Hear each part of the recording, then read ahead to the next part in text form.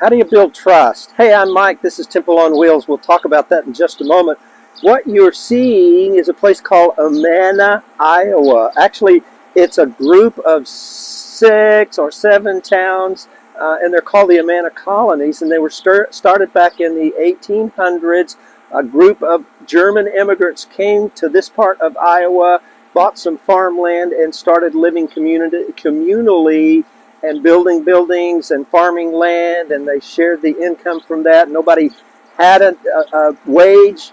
Everybody just worked, and they shared the profits from that, and that existed for almost 100 years that way. But it's just a beautiful step back in history. Amana, Iowa. If you're ever in this area, highly recommend you come here.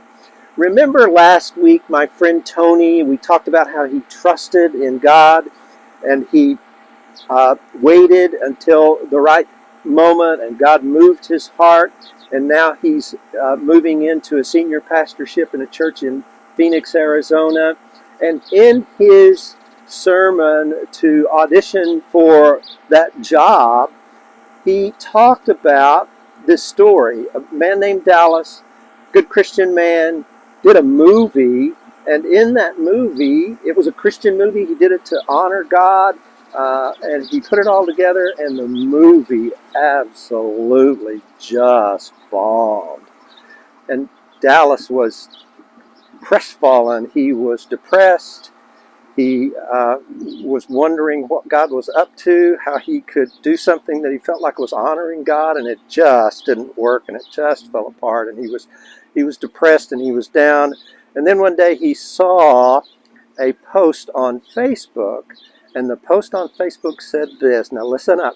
It said, your job is not to feed the 5,000. Your job is to bring some loaves and a couple of fishes and offer that up to Jesus, and Jesus will multiply that and feed the 5,000. And that alone pulled Dallas Jenkins out of his funk and his fog. Now, you may recognize the name Dallas Jenkins because Dallas Jenkins is the creator of The Chosen. What he did after that was he did a little film that was just going to be used for his church. And then that was picked up or seen by a group of investors, and the whole Chosen thing came together, and now he's reaching, or that vehicle is reaching, millions of people around the world, and it's a very, very popular series. I like that because I feel like that's what Temple on Wheels is trying to do. We're not trying to feed the 5,000. We're just bringing a couple of fishes and few loaves, and lifting that up to Jesus and letting him do with that what he will. And some of your comments are wonderful. We have a friend whose brother is in a nursing home, and it's hard for him to go to church. So she shares with him each week the Temple on Wheels episode. And we're just getting comments like that over and over where you're sharing it with family and friends, and that's exactly what we hoped that you would do. Keep on doing it. So I want to talk to you a little bit. If I don't do anything more than inspire you to read the Bible, I've done a big thing, because that's how you build trust.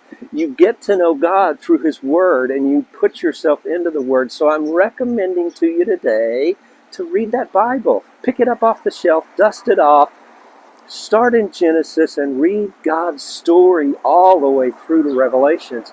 You'll fall in love with God all over again. I know I have. I'm going to recommend something that I started about 60 days ago. It's called Bible Recap. So you read about 3 chapters a day, and then you listen to an 8-minute podcast.